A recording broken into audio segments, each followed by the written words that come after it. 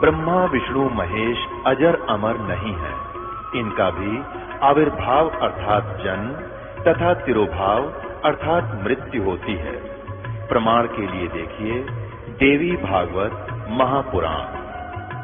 ब्रह्मा, मैं, विष्णु और शिव ये तुम्हारी प्रभाव से जन्मवान है। हम तो जन्मवान है, हमारा तो जन्म होता है और मरते हैं, नित्य नहीं है, हम अविनाशी नहीं है। फिर इंद्रादि दूसरे देवता नित्य किस प्रकार हो सकते हैं?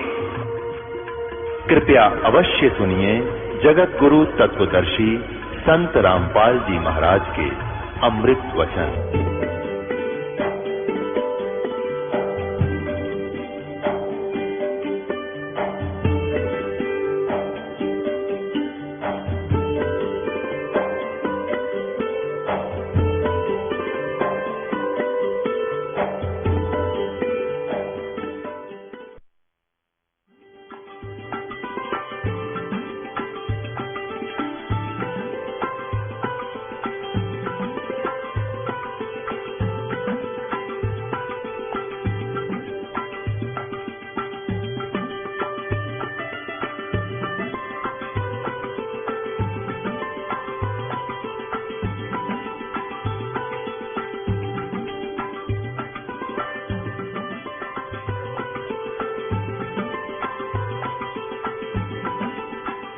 मनुष्य जीवन मिला था मोक्ष कराने के लिए और डरे डोकर और इसको छोड़ चला।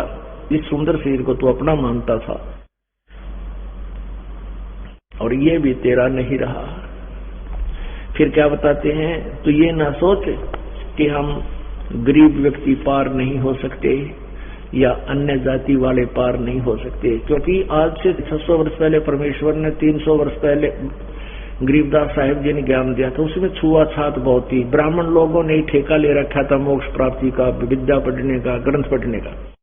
तो क्या बताते हैं कि भाई चमरा दुल्हा तर गए और छिपा नाई रे। गरीबदास कहते रविदास जी चमार जाति से संबंधित थे, शूद्र थे, और परमेश्वर दुल्हा कबीर जी जुलाहा जाति में थे। कहते ये भी पार हो गए। और फिर छिपा नाई रे, नामदेव जी छिपा जाति में, और नंदा नाम के एक नाई थे सैन भगत, कहते वो नंदा नाई रे, वो भी पार हो गए।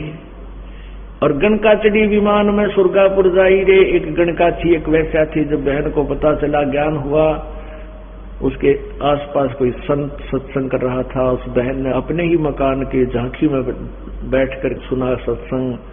तो सुबह वक्त से जाकर उनके चरणों में समर्पित होगी और कहा प्रभु मुझ पापन का भी उद्धार हो सकता है। तो सारी कहानी बताई। संत ने कहा बेटी जैसे नौका में पत्थर धरो और चे फूस रख दो, घास रखो हल्का फुल्का, चे भारी पत्थर रखो, उसका स्वभाव है पार करने का। लेकिन आपने अपनी सब क्रियाओं को चेंज करना पड़ेगा, आपने बुराई त्यागनी पड़ेगी, भक्ति करनी होगी, तो समर्पित होगी उसी दिन से। कहा जैसे आप कहोगे गुरुदेव पिताजी, मैं उसी तरह आपका अनुसरण करूंगी। तो उस लड़की ने नाम लिया, अपने बुराइयों को देखकर ज्ञान के आधार से अपने पापों से डट के भक्ति की, कहते वो भी पार होगी। परमात्मा कहते हैं जब ही सतनाम हृदय धरो, भयो पाप को नासे, जैसे चिंगारी अग्नि की वही पड़े पुराने गासे। अब परमात्मा दयालु है, उनके पास एक ऐसी मंत्र है जो दास आपको देता है, उससे आपके सब पाप कट जाएंगे और पार हो जाओगे। कहते अजामेल गणकात्रे और सदन कसाई रे। अजामेल ओहो गणका वैसा, अजामेल की एक अलग सी कहानी है। और फिर क्या बताते हैं, शब्द हमारा साच है और ऊंट की वाई रे, और ये धूमे के साथ धौल हरती हूं लोग चलाई रे। कहते हैं हमारा जो ज्ञान है ये सच्चा है और बाकी जो ज्ञान है वो बिल्कुल व्यर्थ है। यहाँ पर ऊंट की बाई के दो अर्थ लगते हैं। ऊंट में अपान वायु ज्यादा होती है, वो बहुत पाद मारता है, यानी गैस निकलती है उसके, तो वो कहते हैं फड़ रखा करे। और एक वो मुंह से ऊंट निकालता है, अपने मुंह से इतना बड़ा ब्लेडर सा बाहर निकालेगा, पूरा बैलून सा, गुब्बारा सा, और नोर करा कर। परमात्मा कहते हैं मेरा जो ज्ञान है ये सत्य है, और बाकी तो ऊंट की बाई है, वो फर हुए बांडे हैं, उआ बाई बकते हैं, ऊंट कैसी होड़ कर रहे हैं, उन्हें ज्ञान कुछ नहीं है। कहते शब्द हमारा साच है और ऊंट की बाई रे, और धुएं कैसा धौल हरती हूं लोक चलाई रे। ये तीनों लोग जिनमें तुम यहाँ बैठे हो, सुरक्षित मानते हो अपने आप को, ये तो ऐसे हैं जैसे ऊंट ने वो बुलबुला सा काट दिया, वो ब्लेडर सा बाहर निकाल दिया, गुब्बारा सा रोल कर रहा है और फिर वापस ले लेता है।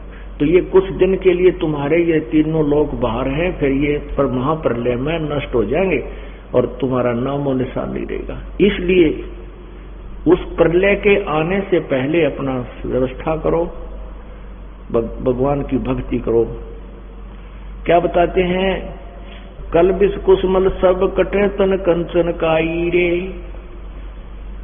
तुम्हारी कलबिस कुसमल, कलबिस तो कहते हैं संस्कृत में पाप को, कुसमल कहते हैं अरबी भाषा में पाप को ही, क्योंकि दोनों ही उसमें यहाँ मुसलमान और हिंदू दो ही विशेष वैरायटी थी जब परमात्मा कबीर जी ने ज्ञान दिया।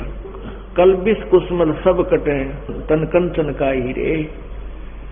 और गरीबदास जी कहते हैं, गरीबदास निज नाम की, सच्चे नाम की, वास्तविक मंत्र की, उस तीन नाम के जाप की नित पर भी ना आई रे। नित पर भी ना, एक तो तुम 12 वर्ष में कितना पर भी लागी नान जाते हो, उससे तुम मोक्ष मानते हो, नहीं। हमारा ज्ञान किने ना सुनिया पर भी लेन जाते हैं दुनिया। कहते हैं ये पर भी ना हो, गरीबदास निज नाम की नित पर भी ना आई रे। भजन कर राम दुहाई रे, भजन कर राम दुहाई रे। पुणात्माओं, परमात्मा को पता है हमारे ऊपर कितनी आपत्ति आएंगी, इतना कहर टूट जाता है इस प्राणी के ऊपर। पशु पक्षी बनेगा, किधर धक्के खाएगा। आज कार कोठियों में चलता है, कल कुत्ता बनकर उन कोठियों के पास में बैठेगा, बाहर ऊपर से शीत लहर होगी, वर्षा आ रही होगी, टूक में ले कोई ना, ऊपर से खाज लाग जाए, टांग टूट जाए, कोई पट्टी बांध लिया कोई ना, फर्स्ट एड करने वाला भी नहीं मिलेगा। तो इसलिए परमात्मा कहते हैं भजन करो राम दुहाई रे, भजन कर राम दुहाई रे। बोलो सतगुरुदेव। परम पिता परमात्मा पूर्ण ब्रह्म सर्व सृष्टि रचनहार कबीर परमेश्वर जी की असीम कृपा से आप जी इस शुभ समागम में पहुंच पाए। जिन पुण्यात्माओं के ऊपर परमात्मा की विशेष रजा होती है, विशेष कृपा होती है, जो बहुत ही कृपा पात्र होते हैं, वही पुण्यात्मा सत्संग में पहुंच पाते हैं। ऐसे घोर कलयुग में ऐसे आधुनिक उपकरण बन गए हैं, मोबाइल फोन्स के अंदर ना जाने कितनी बकवास भर दी जाती है। कान में लगा कर सुन लो, वैसे फिल्म चला कर देख लो, कितनी बकवास, फिर विकार कितने, बीड़ी शराब मांस तम्बाकू, और फिर 2 नंबर के धंधे और 36 प्रकार के न जाने कितने पाप जीव इकट्ठे करता है। आप जी के ऊपर विशेष रजा है भगवान की, इन सब बुराइयों से बचकर आप परमात्मा के भजन का आनंद ले रहे हो। परमेश्वर कबीर देव जी बताते हैं, भाई मानुष जन्म पाए के जय नहीं रटे हरि नाम, जैसे कुआ जल बिना फिर बनवाया क्या काम। मानुष जन्म दुर्लभ है ये मिले न बारंबार, तरवर से पत्ता टूट गिरे वो बोर न लगता डार। कबीर इस झूठे सुख को सोख कहे, ये मान रया मन मोदे। सकल चबीना काल कहा, कुछ मुख में कुछ गोद।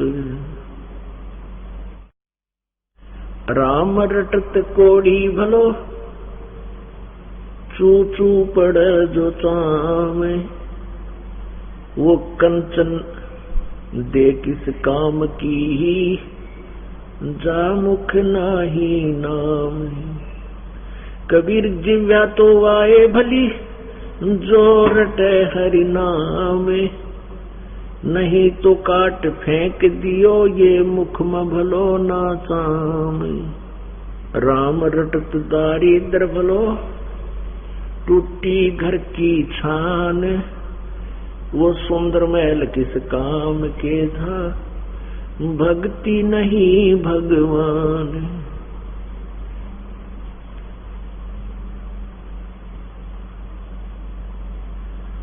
परमपिता परमात्मा आप ही स्वयं ही वो सतलोक से चलकर इस काल के लोक में आते हैं, अपनी प्यारी आत्माओं को अपने बारे में जानकारी देते हैं। परंतु काल के दूत, काल प्रेरित नकली संत, महंत, गुरु, ऋषि, मंडलेश्वर, ये पूर्ण रूप से अज्ञान से ओतप्रोत होते हैं और सभी पुण्यात्मा जो भगवान के लिए तड़फ रही होती हैं, उनको मिसगाइड कर देते हैं। उनके अंदर अज्ञान को रह रहकर इतना भर देते हैं कि फिर तत्व ज्ञान, सत्य ज्ञान, ये यथार्थ ज्ञान भी वो स्वीकार करने को तैयार नहीं होते। आपका सौभाग्य पुण्यात्माओं कि आपने इस कड़वी कुनीन को खा लिया। इस कुनीन को खा लिया। कुनीन के खाने से आपका ये तत्व ज्ञान रूपी कुनीन आपने ग्रहण किया, इसके फांके लगाए, रह रह के सत्संग सुना, जिससे आप जी का ये पाप कर्म के कारण जो मलेरिया बना हुआ था, जिससे आपको परमात्मा की चर्चा अच्छी नहीं लगती थी, अब कितनी अच्छी लगने लगी, कितनी स्वादिष्ट लगती है, कितना आनंद आता है। धन्य है आपके माता पिता को जिनसे जन्म हुआ और आपको ये मार्ग मिला ऐसे समय में। ये वो समय है पुण्यात्माओं, उन पुण्यात्माओं को प्राप्त होगा लखबर सूरा जूझ ही लखबर सामत दे, और लखबर यति जहान में तब सतगुर शरणाले। हम आप आज के नहीं हैं, न जाने कितने समय से इस काल के जाल में हम भटक रहे हैं। कभी हमने तपस्वी बनकर तपस्याएं की हैं, जिससे हम राज्य पद को प्राप्त हुए, और राज्य पद प्राप्त करके हमने अपने कर्म फोड़ लिए, ईंट मार मार के। इतने जुल्म कर देता है राजा, उसके बस की बात नहीं होती। उसमें अभिमान इतना भर देता है ये काल, वो आगा पीछा नहीं देखता। उसके जुबान में पावर होती है, सैकड़ों की, हजारों की संख्या में सैनिक उसकी जुबान पर चलते हैं, फिर वो जो मर्जी कर डालता है। कुछ पाप पुण्य किए, तपस्या की, उससे राजा बन गया, राजा बनकर अपने कर्म बिगाड़ कर फिर पशु बन गया। परमात्मा फिर दया करते हैं। परमेश्वर कबीर जी ने एक ऐसा विधान बनाकर दे रखा इस काल भगवान को कि प्रत्येक प्राणी को एक मानव शरीर अवश्य देना होगा, और वैसे इसकी मजबूरी भी बना दी परमात्मा ने कि ये काल की मजबूरी बन गई। इसको 1 लाख मानव शरीरधारी प्राणियों का नित आहार करने का श्राप लग गया है। परमेश्वर कबीर जी को पता था कि ये काल बहुत जुल्म करेगा इनके साथ, ये पृथ्वी लोक पर इनको मनुष्य जीवन नहीं देगा, क्योंकि पृथ्वी लोक एक ऐसा बना रखा है इसने, यहाँ दुख ही दुख, और अपने किए कर्म को भोगने के लिए यहाँ पटक देता है। यदि परमेश्वर ने इसको ये श्राप ना दिया होता, इसको ये बीमारी ना लाई होती 1 लाख मानव शरीरधारी प्राणियों के आहार करने की, आप जी को ये मनुष्य जीवन नहीं देता, और इस पृथ्वी के ऊपर एक प्राणी और बना देता, जैसे मनुष्य बना रखा है, इसके अतिरिक्त सभी कैसे प्राणी इसने बनाए हैं, तो एक और बना देता है। और ऊपर के लोकों में बहुत और अत्यधिक लोक हैं, जहां पर 88,000 खेड़े हैं, और भी बहुत पितरलोक बने हुए हैं। तो उनमें ये देव पुरुषों को रखता है, जो अच्छी पुण्यकर्मी प्राणी होते हैं। वो वहां भी साधनाएं करते हैं। एक अलग लोक है, पितरलोक है, उसके आधार से भी ये वहां देव पद उनको देता रहता है। लेकिन जो पृथ्वी लोक पर आते हैं, उनको एक विशेष कृपा होती है उनके ऊपर कि वो पूर्ण मोक्ष भी प्राप्त कर सकते हैं। परमेश्वर कबीर जी हमें याद दिलाते हैं कि तुम सतलोक में रहा करते थे, ये आप जी का मूल ठिकाना नहीं है।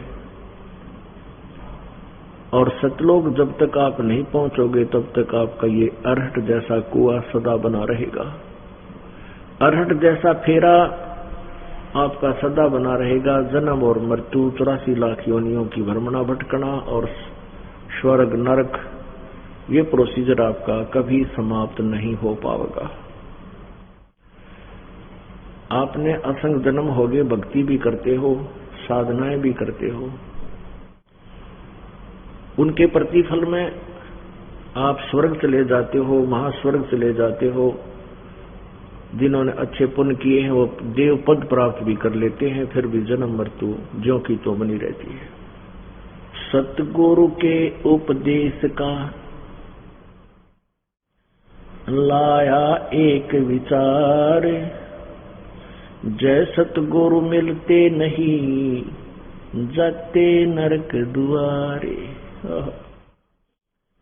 परमात्मा कहते हैं यदि सतगुरु नहीं मिलते, पुण्यात्मा सतगुरु इसलिए कहा जाता है कि ये अन्य गुरु भी हैं जो तत्व ज्ञान से परिचित नहीं है, और कुछ एक ऐसे मार्गदर्शक हैं जो केवल वेदों तक का ज्ञान रखते हैं। गीता जी और वेद एक ही ज्ञान है, और ब्रह्म को वो अपना सुप्रीम गॉड, फाइनल गॉड, अंतिम परमात्मा मानते हैं। ओम नाम की साधना करते हैं, ब्रह्मलोक तक पहुंच जाते हैं, फिर 84 लाख योनियों में चक्कर लगाते रहते हैं। केवल परमात्मा पूर्ण ब्रह्म स्वयं आकर के अपने उस सूक्ष्म वेद का प्रकाश करते हैं, सूक्ष्म वेद का ज्ञान अपनी प्यारी आत्माओं को कराते हैं। उस सूक्ष्म वेद के ऊपर हम विश्वास नहीं करते, हम अपनी ही सोच में, अपने ही विचारों के आधार से या पुराने ज्ञान के आधार से अपना जीवन व्यर्थ कर जाते हैं। परमात्मा कबीर जी ने स्वयं आकर के सूक्ष्म वेद दिया। सूक्ष्म वेद से हमें पता चला कि हम यहाँ के वासी नहीं है, हमारा मूल ठिकाना यहाँ का नहीं है। हम सतलोक में रहा करते थे,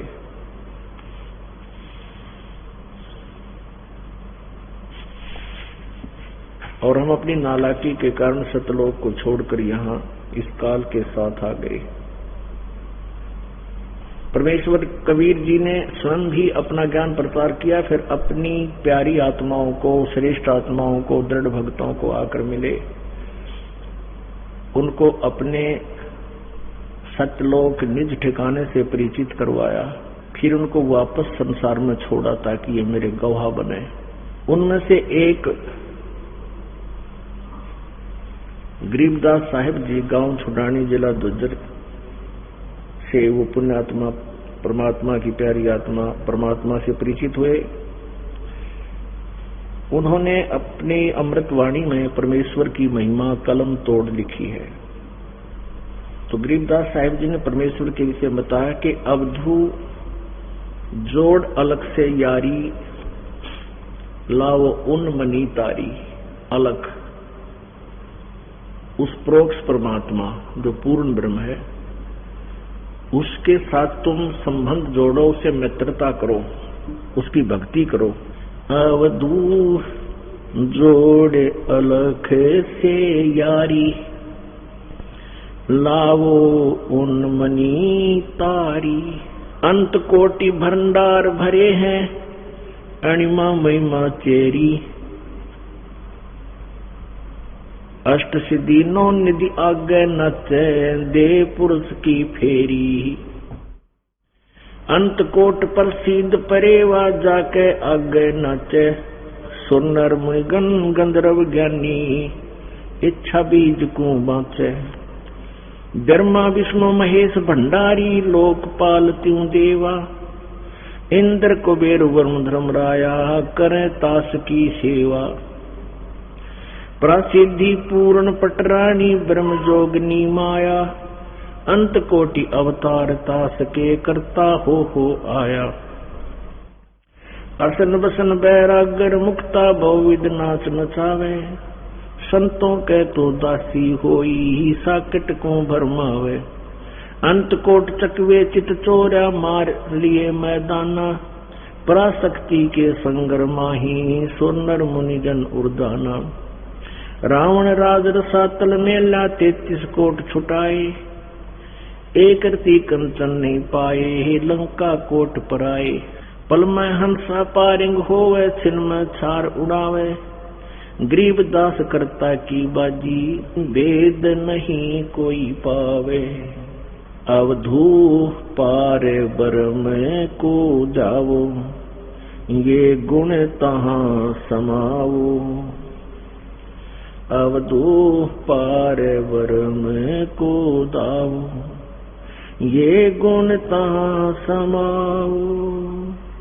ये गुण इंद्री कित से आई, कित से आया हंसा, सच्चा सतगुरु भेद बतावे, कहाँ आद कुल बंसा। वृक्ष और बीज नहीं जद होता, गुण इंद्री नहीं ज्ञाना। 5 तत्व नहीं पिंड ब्रह्मंडा, तब होता यो कहाँ समाना। जब तब कर्म कांड नहीं काया, दम दे ही नहीं देवा। भक्ति न शक्ति स्वरूप न सुमरण, कौन पुरुष की सेवा। जोग न भोग संजोग न संजम, ओंकार नहीं अध्याय। सतगुण तुम गुण रजगुण नाही, पिंड प्राण न खुजा। 24 तत् कहाँ रहते, इनकी आज बताओ। इनका जवाब नहीं आवे, तो झोड़ी झंडा ठाओ। 5 तव 9 तत् 10 इंद्री, ये कौ कित से आई। जैते भेख धरा दरवेसा, तो इनकी आद बताई। 24 तत् का पिंड शरीरा, 25वां तत् न्यारा। 26 तत् के कुंजो पावे, तो सबका करे विचारा। सतगुण तम गुण रजगुण कहिए, ओहम सोहम सारम। ये 30 तत् सम कर शोध है, सो पर ले से पारम। ब्रह्मा जुग 36 बुलाने, ताही लख्या नहीं मरमा। गरीब दास गतमत को पावे, भूल रहे घट गर्मा। अब गरीब दास जी क्या बता रहे हैं कि अवधू वो पार परम को ध्याओ। एक तो ब्रह्म, एक पर ब्रह्म, एक पार ब्रह्म। पार ब्रह्म होता पूर्ण ब्रह्म, पार माने सबसे परले पार, सबसे लास्ट वाला भगवान, पूर्ण ब्रह्म। उसकी भक्ति करो। अवधू ऐसा आत्म ज्ञान, नूर जहूर सकल में साहिब, क्या पूज्य जड़ पासाना। अवधू ऐसा आत्म ज्ञान, नैन बैन श्रवण जिभ्या पर नासा, अगरी नाचे। प्राण ज्ञान से है सो न्यारा, सो पद कोई न बाचे। इंद्र पुलंदर गए सब पर लो, परख किने नी कीन्या। राजपाट की रटने लागी, पेंड परंस बैखीना। ब्रह्मा संख असंख गए हैं, ये शंभु पदम करोड़ी। इंद्र कुबेर गए 12 समय, विष्णु बाहा जोरी। प्राशक्ति पर लो के माही, हो रहा आवन जाना। अजर अमर कबीर अविनाशी, शब्द अतीत अमाना। अंत कोट अनभय अर्धंगी, अनहद नाद बिलाना। सकल रूप पर लो के माही, रह मूड न जाना। पारस लोह कला उसी की, चंद सूर मठधारी। कच्छ मच कूरम शेष लग, पर लो करत मुरारी। महाकाल पर मालिक साहेब, सतपुरुष अविनाशी।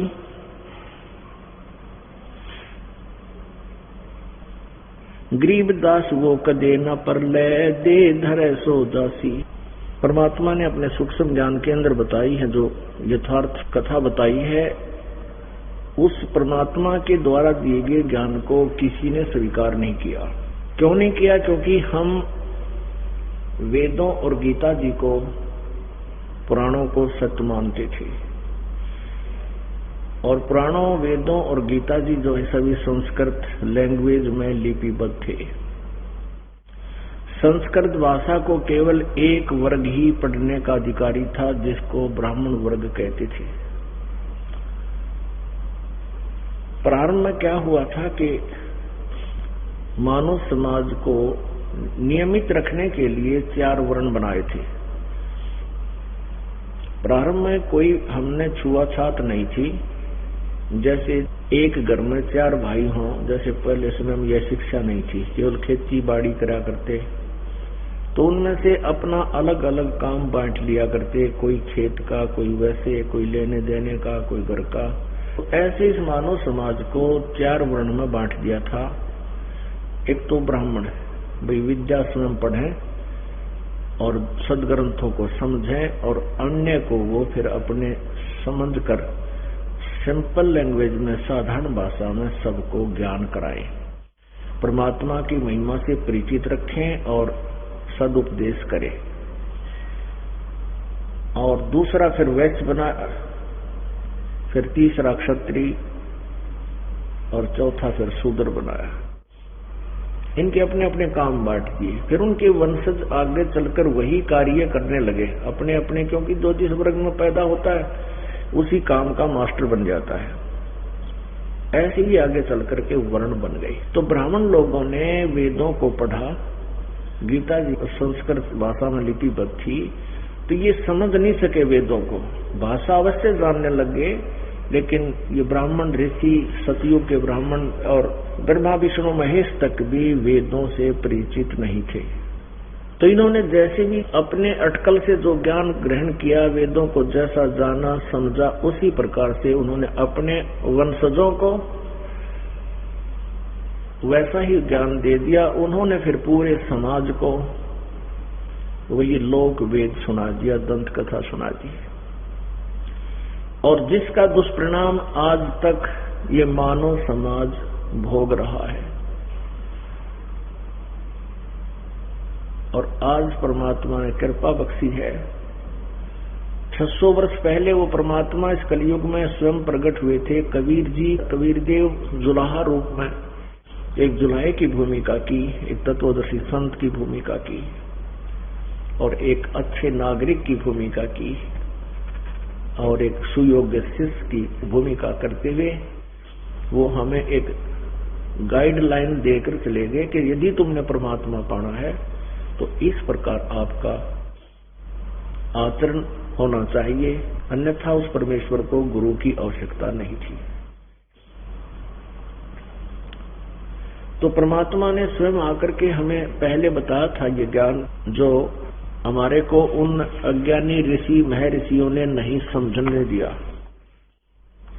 वो ये कह दिया करते थे कि कबीर तो एक ऐसे व्यक्ति है, ये नहीं जानता वेदों और गीता के बारे में, ये झूठ बोलता है, ब्रह्मा विष्णु महेश के बारे में ये गलत जानकारी देता है, क्योंकि ये संस्कृत जानता नहीं, ऊट पटांग बोलता है। तो उस समय हम पूरा मानव समाज जैसे शिक्षित था, उन्होंने इस बात को स्वीकार भी कर लिया कि कबीर जी वास्तव में अशिक्षित हैं, ये संस्कृत भाषा नहीं जानते हैं और ब्रह्मा विष्णु महेश जी के बारे में ये गलत ज्ञान दे रहे हैं। पुण्यात्माओं, अभी आप जी ने सुना कि सतयुग के ब्राह्मणों को ज्ञान नहीं था, ब्रह्मा विष्णु महेश को भी वेद ज्ञान नहीं था। ये बात प्रथम बार किसी भी हिंदू समाज के गले नहीं उतर सकती, क्योंकि हमने लोकवेद दंत कथा घनी सुन रखी है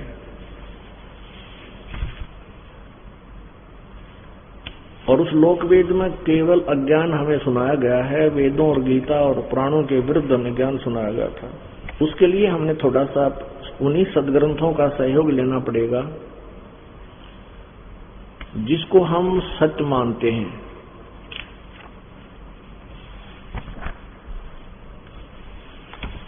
उनमें से पुराण है 18 पुराण। उन पुराणों में से हम आपको एक पुराण दिखाते हैं, देवी पुराण, जिससे आपको ये विश्वास होगा कि जो दास ने शब्द बोले वो सत्य हैं। और परमात्मा कबीर जी ने 600 वर्ष पहले ये ज्ञान बताया था, जो दास उसको आपके समक्ष आपके रूबरू कर रहा है। जब तक हम सदग्रंथों को स्वयं नहीं देखेंगे, हम परमात्मा के उस यथार्थ ज्ञान पर विश्वास नहीं कर सकते।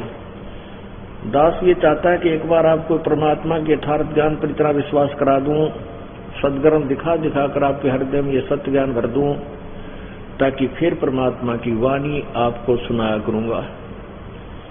आप उस सूक्ष्म वेद को सुनकर फिर किसी अन्य सदग्रंथ की आपको आवश्यकता नहीं पड़ेगी। अब देखिएगा, ये श्रीमद् देवी भागवत अर्थात देवी पुराण गीता प्रेस गोरखपुर से प्रकाशित है।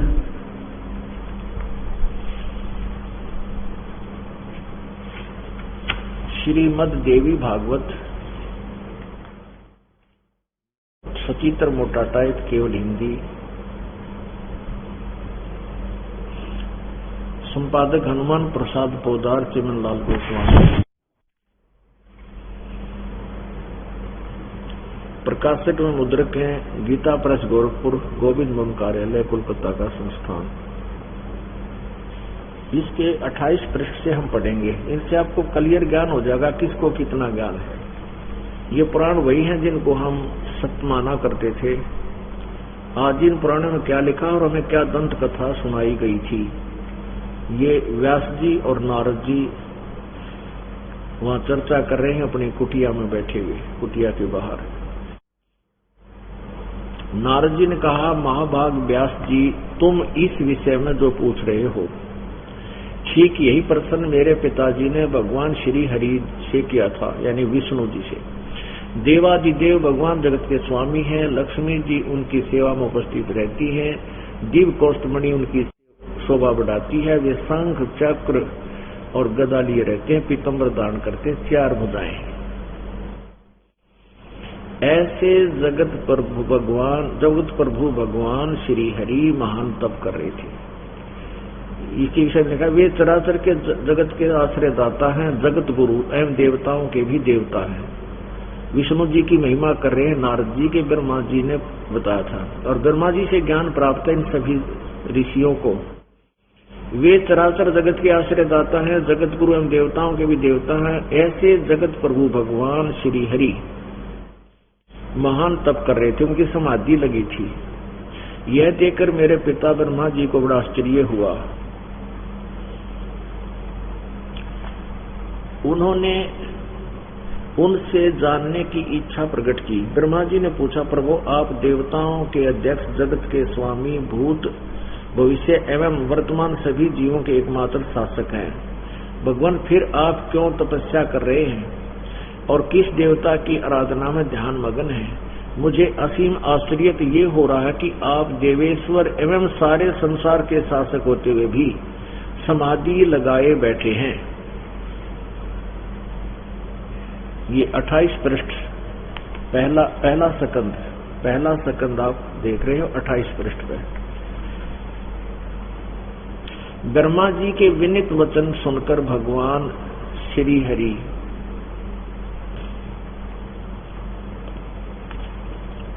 उनसे कहने लगे, ब्रह्मन सावधान होकर सुनो, मैं अपने मन का विचार व्यक्त करता हूँ। देवता, दानव और मानव सब यही जानते हैं कि तुम सृष्टि करते हो, मैं पालन करता हूँ और संहार किया करते हैं, किंतु फिर भी वेद के पारगामी पुरुष अपनी युक्ति से यह सिद्ध करते हैं कि रचने, पालने और संहार करने की यह योग्यता जो हमें मिली है, इसकी अधिष्ठात्री शक्ति देवी है। वे कहते हैं कि संसार की सृष्टि करने के लिए तुम्हें राजसी शक्ति का संचार हुआ है, मुझे सात्विक शक्ति मिली है और रुद्र को तामसी शक्ति मिली, अर्थात रजगुण ब्रह्मा है, सतगुण विष्णु, तमगुण शिव जी है।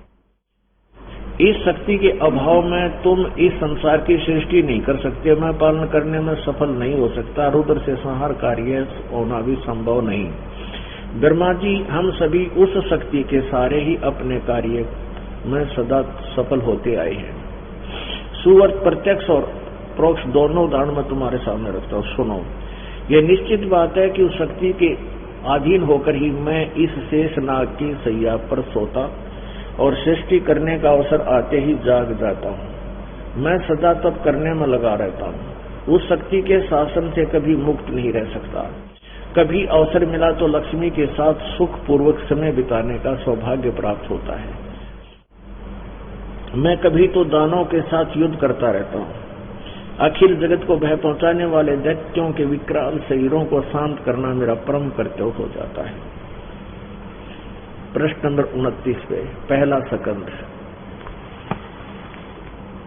आप पढ़ रहे। प्रश्न नंबर 28-29 पे 29 आप पढ़ रहे। मुझे सब प्रकार से, विष्णु जी बता रहे हैं, मुझे सब प्रकार से शक्ति के अधीन होकर रहना पड़ता है। उन्हीं भगवती शक्ति का मैं निरंतर ध्यान किया करता हूँ। ब्रह्मा जी, मेरी जानकारी में इन भगवती शक्ति से बढ़कर दूसरे कोई देवता नहीं। अब ये तो ज्ञान का सत्र आ गया श्री ब्रह्मा जी का, श्री नारद जी का, श्री व्यास जी का, जो writer of Veda and Purana and Gita ji, Shrimad Bhagavad Gita, जो इनका राइटर है। और उस राइटर को भी खुद इतना ज्ञान नहीं है, क्योंकि इस काल भगवान ने इस व्यास जी को पहले ही नियुक्त किया हुआ था कि कलयुग के लिए इन वेदों, गीता और पुराणों का ये को लिपिबद्ध करे संस्कृत भाषा में, और उसके अंदर ये स्वयं प्रवेश होता है और उस सभी ज्ञान को लिख देता है। निकल जाने के बाद उस लेखक को कुछ पता नहीं रहता। जैसे श्रीमद् भगवद गीता जी का ज्ञान श्री कृष्ण जी में प्रवेश करके बोला, किसने? काल भगवान ने। उसके बाद वो श्री कृष्ण जी के शरीर से निकल गए। उसके बाद श्री कृष्ण जी को गीता जी के बारे में कुछ भी ज्ञान नहीं रहा। कुछ वर्षों के बाद फिर श्री वेद व्यास जी में प्रवेश करके काल भगवान ने उस गीता जी को जो युद्ध के दौरान बोली गई थी उसको पुनः लिपिबद्ध करवा दिया। फिर व्यास जी से निकल गया। अब व्यास जी को पता नहीं मैंने क्या लिखा था, पुराणों में पता नहीं उसने क्या लिखा था। अब नारद जी से पूछ रहा है और वह वार्ता खुद लिख रहा है।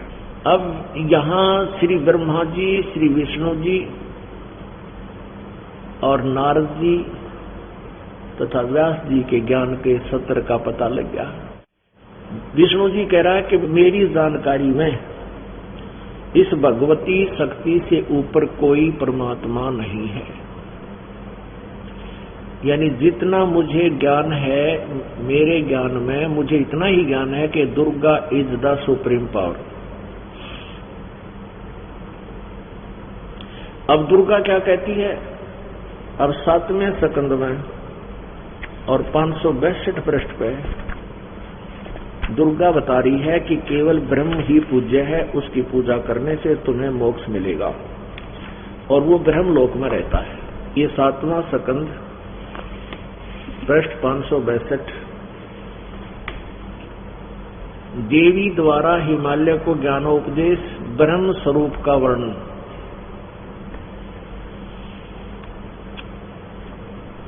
श्री देवी जी ने कहा, पर्वतराज, यहाँ देखिए, हम यहाँ से पढ़ेंगे उस ब्रह्म का क्या स्वरूप है, क्योंकि यहाँ हिमालय को ब्रह्म के बारे में जानकारी दे रही है।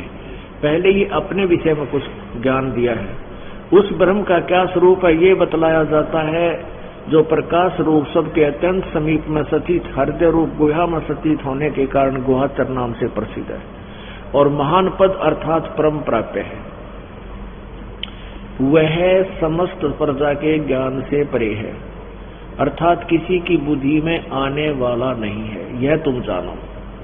जो परम प्रकाश रूप है, जो सूक्ष्म से भी अत्यंत सूक्ष्म है, जिसमें संपूर्ण लोक उन लोकों में निवास करने वाले प्राणी स्थित है, वही यह अक्षर ब्रह्म है, वही सबके प्राण है, वही सबकी वाणी है और वही सबके मन है। यह परम सत्य और अमृत अविनाशी तत्व है। सौम्य, उस वेदने योग्य लक्ष्य का तुम वेदन करो, मन लगाकर उसमें तन्मय हो जाओ। सौम्य, उपनिषद में कथित महान अस्त्र रूप धनुष लेकर उस पर उपासना द्वारा तीक्ष्ण किया हुआ बाण संधान करो और फिर भावानुगत चित्त के द्वारा उस बाण को खींचकर उस अक्षर रूप ब्रह्म को लक्ष्य बनाकर वेदन करो। कहने का भाव ये है कि ओम तो मंत्र जाप करो। ओम यानी परवण धनुष है, जीवात्मा बाण है और ब्रह्म उसका लक्ष्य कहा जाता है। यानी जीव ने ओम नाम का जाप ब्रह्म प्राप्ति के लिए करना चाहिए, इसका सीधा अर्थ है। उस एकमात्र परमात्मा को ही जाने, दूसरी सब बातें छोड़ दे। अब दुर्गा कह रही है कि केवल एकमात्र उस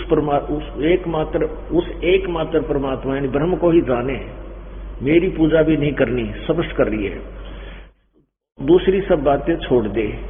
यही अमृत रूप परमात्मा के पास पहुंचाने वाला पुल है। संसार समुद्र से पार होकर अमृत स्वरूप परमात्मा को प्राप्त कराने का यह सुलभ साधन है। जिस प्रकार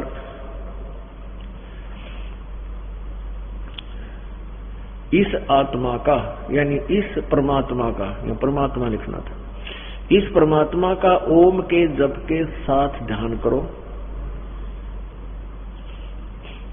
इस आत्मा का ओम के जप के साथ ध्यान करो। इससे अज्ञान में अंधकार से सर्वथा परे और संसार समुद्र से उस पार जो ब्रह्म है उसको पा जाओगे, तुम्हारा कल्याण हो। वो कहाँ रहता है? ये 563 पृष्ठ पे। यह सबका आत्मा ब्रह्म लोक रूप दिव्य आकाश में स्थित है।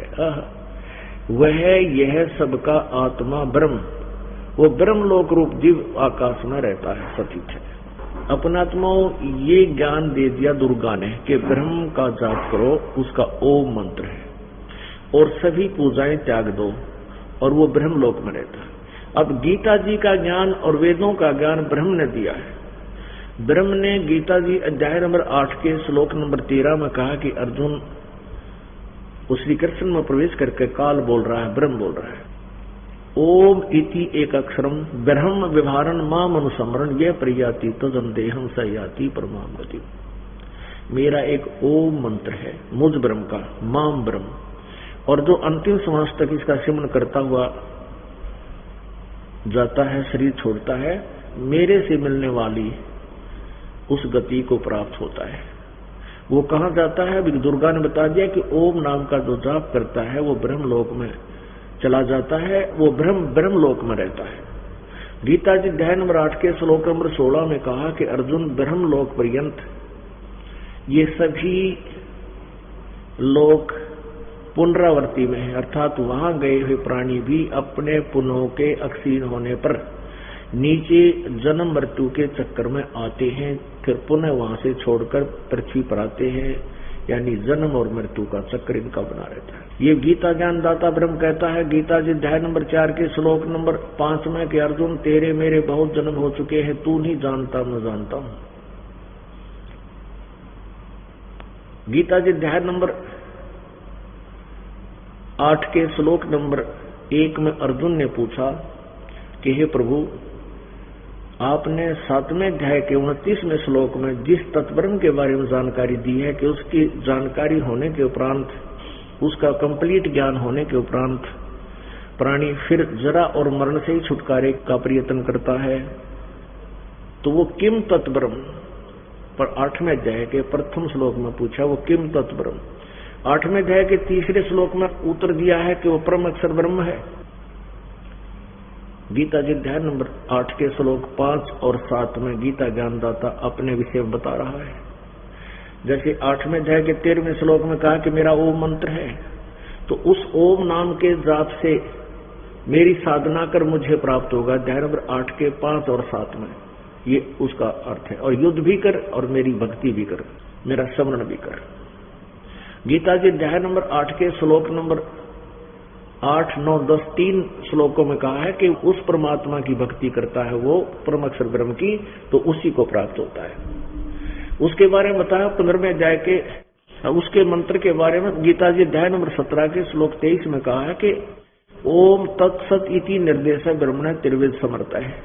उस पूर्ण परमात्मा का परम अक्षर ब्रह्म की साधना का ओम तत्सत, जिसमें ओम भी मंत्र है, तत् और सत ये गुप्त मंत्र है, ये दास बता सकता है और इस पृथ्वी पर दूसरा इसका बताने का अधिकारी नहीं है। तो उस ओम तत् और सत ये गुप्त है, सांकेतिक है। इन ओम तत् सत की जो साधना, इस मंत्र का जाप करने का निर्देश है उस परम अक्षर ब्रह्म की साधना का। इन 3 मंत्र के जाप से होती है, उसकी प्राप्ति ऐसे होती है। तो उस मंत्र के आधार से उस परमात्मा पूर्ण परम अक्षर ब्रह्म की जो साधना करता है वो उसको प्राप्त होता है। गीता जी अध्याय नंबर 15 के श्लोक नंबर 4 में कहा कि अर्जुन, जब तुझे तत्वदर्शी संत प्राप्त हो जा, तत्व ज्ञान रूपी शस्त्र के द्वारा इस ज्ञान रूपी गुत्थी को काट कर, अर्थात तत्व ज्ञान समझकर उसके पश्चात उस परमात्मा के, उस परम पद परमेश्वर के, यानी उस परमेश्वर के परम पद की खोज करनी चाहिए। अर्थात जन्म मृत्यु से छुटकारा पाने के लिए प्रयत्न करना चाहिए। और जहां जाने के बाद प्राणी फिर लौटकर संसार में कभी नहीं आते। और वो परमात्मा वो है जिसने सर्व ब्रह्मांडों की रचना की है। और गीता ज्ञानदाता कहता मैं भी उसी की शरण हूं। गीता जी अध्याय नंबर 18 के श्लोक नंबर 62 में कहा कि अर्जुन तो सर्वभाव से उस परमेश्वर की शरण में जा, जिसकी कृपा से तू परम शांति और सनातन परम धाम अर्थात सत्यलोक को प्राप्त होगा, जहां जाने के बाद फिर कभी तेरी जन्म मृत्यु नहीं होगी। तो पुण्यात्माओं, दास ने 2 पंक्ति बोली थी कि ब्रह्मा विष्णु महेश और ये सतयुग के ब्राह्मण राज वर्तमान के भी जितने मंडलेश्वर महर्षि कहलाए हैं, ये पूर्ण रूपेण तत्व ज्ञान से अपरिचित थे।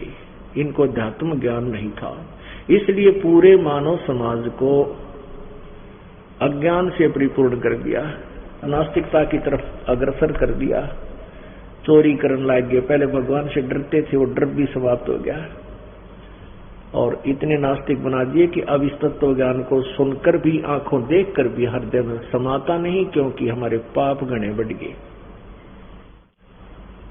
परमात्मा कहते हैं कि कबीर पिछले पाप से हरि चर्चा ना भावे, कह ऊँग कह उठ चले ना और बात चलावे। तुलसी पिछले पाप से हरि चर्चा ना भावे, जैसे जबर के वेग ते वह भूख विदा हो जावे।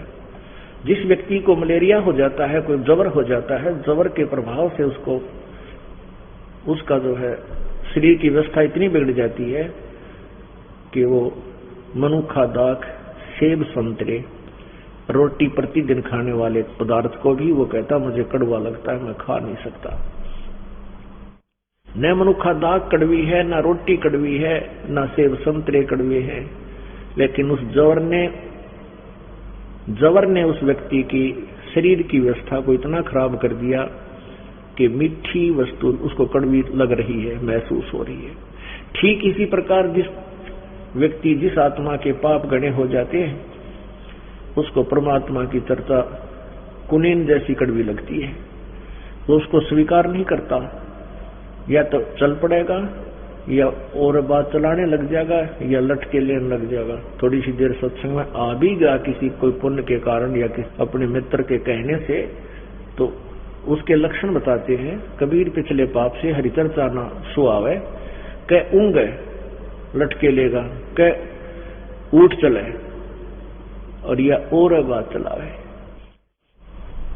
और तुलसी जी कहते हैं कि तुलसी पिछले पाप से हरि चर्चा ना भावे, और जैसे जबर के वेग ते वह भूख विदा हो जाए। पाप कर्मों के प्रभाव से उस प्यारी आत्मा, उस आत्मा को परमात्मा की चर्चा अच्छी नहीं लगती।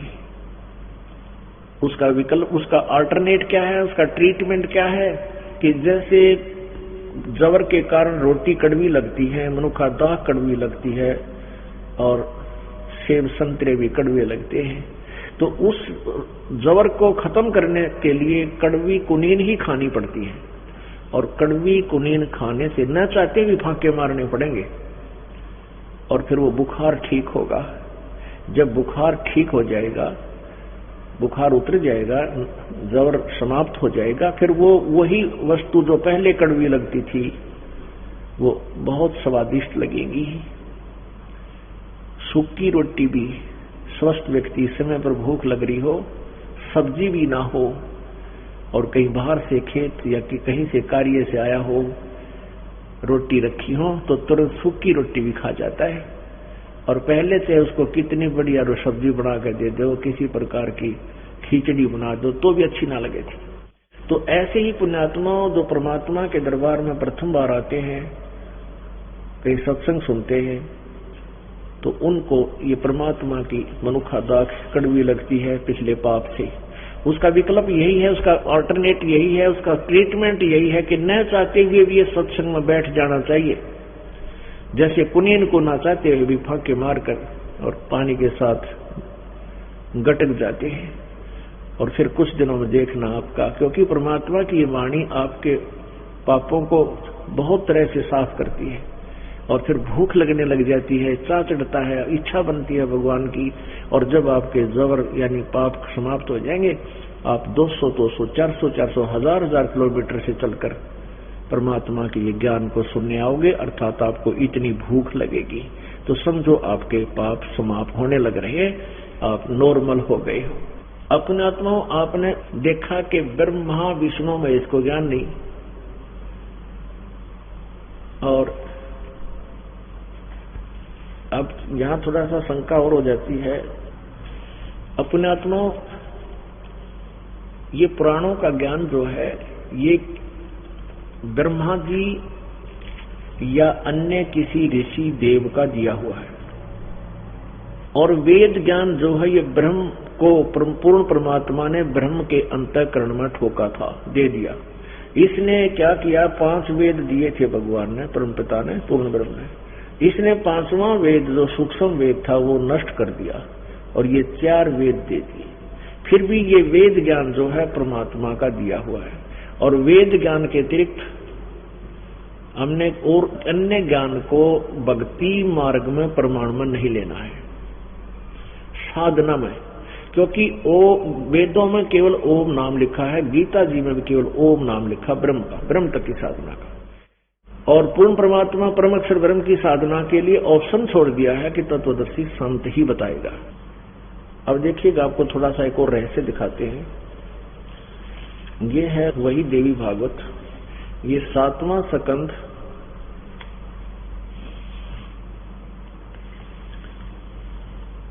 और 570 पृष्ठ पे हिमालय और दुर्गा की वार्ता ही चल रही है। देवी पूजने के विविध प्रसंगों का संक्षिप्त वर्णन। हिमालय ने कहा, देवेश्वरी महेशानी करुणा निधे अम्बे, अब आप अपने पूजन की समुचित विधि बताने की कृपा कीजिए। ये तो अपने बताती है। अब यहां देखिए, यह देवी बोल रही है, श्री देवी कहती है पर्वतराज, ये तो इसने अपना बता। फिर यहां आइएगा 571 पृष्ठ पे, हमने ये देखना, ये देवी बोल रही है, ये दिखाना था वहां। वेद में कहे गए धर्म का परित्याग करके जो अन्य धर्म का यानी अन्य पूजा का अवलंबन लेते हैं, राजा को चाहिए कि उन अधार्मिक व्यक्तियों को अपने राज्य से निकाल दे। क्या स्पष्ट करी है, वेद में कहे गए धर्म का परित्याग करके, यानी कोई मनमानी पूजाएं बताता है, जो अन्य धर्म का अवलंबन कर लेते हैं, राजा को चाहिए कि उन अधार्मिक व्यक्तियों को अपने राज्य से निकाल दे। ब्राह्मण लोग उन अधार्मिकों से न बात करें और न उन्हें अपने पंक्ति में बैठावें। इस जगत में तरह तरह के अन्य जितने शास्त्र हैं वे सभी श्रुति और समृति से विरुद्ध होने के कारण तामसी कहे गए हैं। उन शास्त्रों के नाम हैं वाम, कपाल, कौलक और भौरवागम। शिव ने मोह में डालने के लिए इन शास्त्रों का प्रतिपादन किया है। उन्हें कहीं कहीं वेद से अविरुद्ध अंश भी हैं, उनमें कहीं कहीं वेद से अविरुद्ध अंश भी हैं। वेदज पुरुष उस अंश को ग्रहण कर ले तो कोई दोष नहीं। वेद से भिन्न अर्थ को स्वीकार करने के लिए द्विज सर्वथा अनधिकारी है। अतएव वैदिक पुरुष सम्यक प्रकार से प्रयत्न करके वेद का ही आश्रय ले, यही शाश्वत धर्म है।